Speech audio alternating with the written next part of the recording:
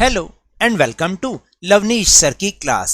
This is Directorate of Education GNCT of Delhi's worksheet number 26, and it is only for class 6 students. It has taken from the subject Social Science History, and we will learn and understand about the topic formation of early cities in this worksheet. So students, आज की इस worksheet में हम ये समझने वाले हैं कि जो अर्ली सिटीज़ थी यानी शुरुआती नगर जो शहर थे वो कैसे बने, उनकी फॉर्मेशन कैसे थी, उनकी बनावट कैसे थी. So without wasting our time let's start and understand with me. In the previous worksheet we had read about the sources that know the past, that buildings, statues and things used in daily life also give us information about the past. यानी पिछली worksheets में हमने ये जाना, ये समझा कि जो बिल्डिंग्स हैं, स्टैचूज हैं और जो डेली लाइफ में जो हम यूज़ करते हैं ना थिंग्स, वो भी हमें पास्ट की इंफॉर्मेशन देती हैं, यानी इतिहास के बारे में बताते हैं और उनसे हम इतिहास जान पाते हैं.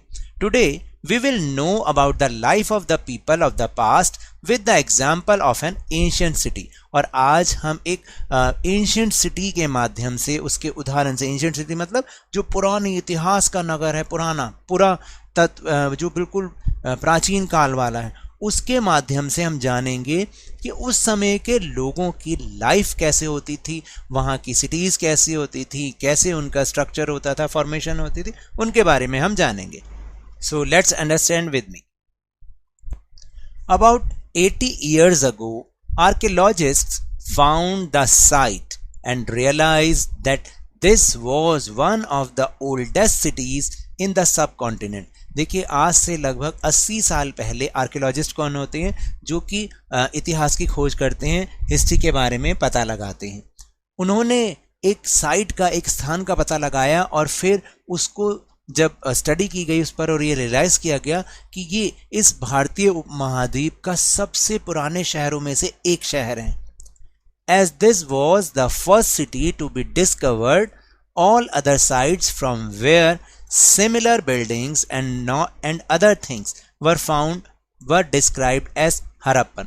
यानी कि ये क्योंकि सबसे पहली सिटी खोजी गई, सबसे पहला शहर खोजा गया और इसके बाद इसी तरीके की जो साइट्स मिली या जो भी चीज़ें हमें मिली तो उसको हड़प्पन के नाम से ही डिस्क्राइब किया गया.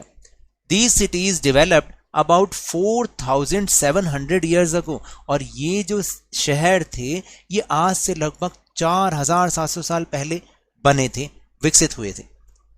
These cities were found in the Punjab and Sindh in Pakistan. देखिए, पंजाब और सिंध जो एक जगह है पाकिस्तान में, अब ये सिटीज़ वहाँ पर मतलब जहाँ पाई गई, अब वो हिस्सा पाकिस्तान में है.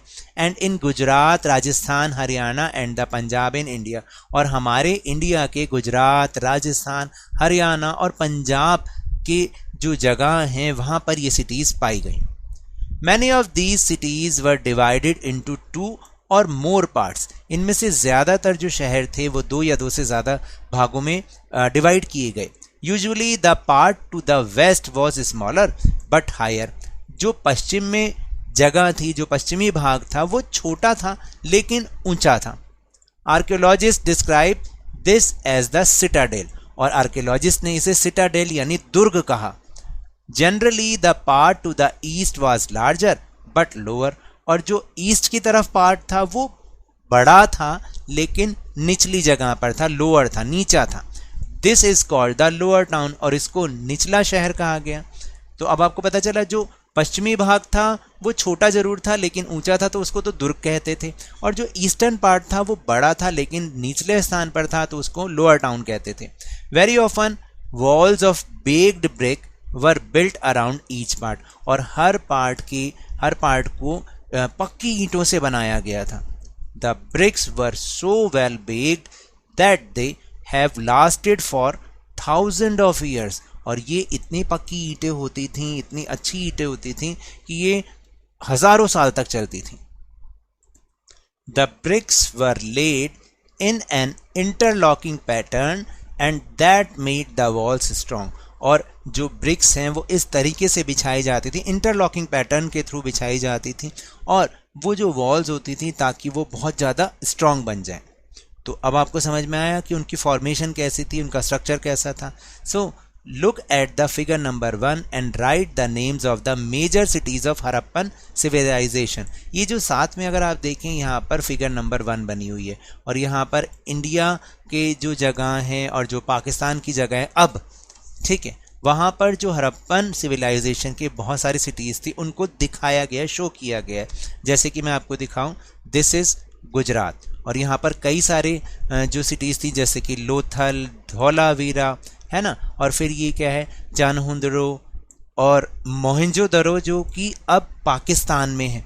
फिर गनवेरी वाला, ये सारे कहाँ आ गए, अब राजस्थान में हम पहुँच गए। कालीबंगन है, राखीगढ़ी है, हरप्पा है, और ये सारे कहाँ, धीरे धीरे हम पंजाब की तरफ पहुँच रहे हैं। लेकिन आप यहाँ पर एक चीज़ नोटिस करना कि ये जो जितने भी सिटीज़ थी किसी ना किसी रिवर के पास थी, जैसे कि इंडस रिवर के पास, और यहाँ पर तो 5 रिवर थी क्योंकि पंजाब है, झेलम, चेनाब, रावी, है ना, तो कहीं ना कहीं ये रिवर के पास थी क्योंकि वहाँ पर वाटर सप्लाई सफिशिएंट थी, इसलिए ये लोग वहाँ पर जाके बस गए।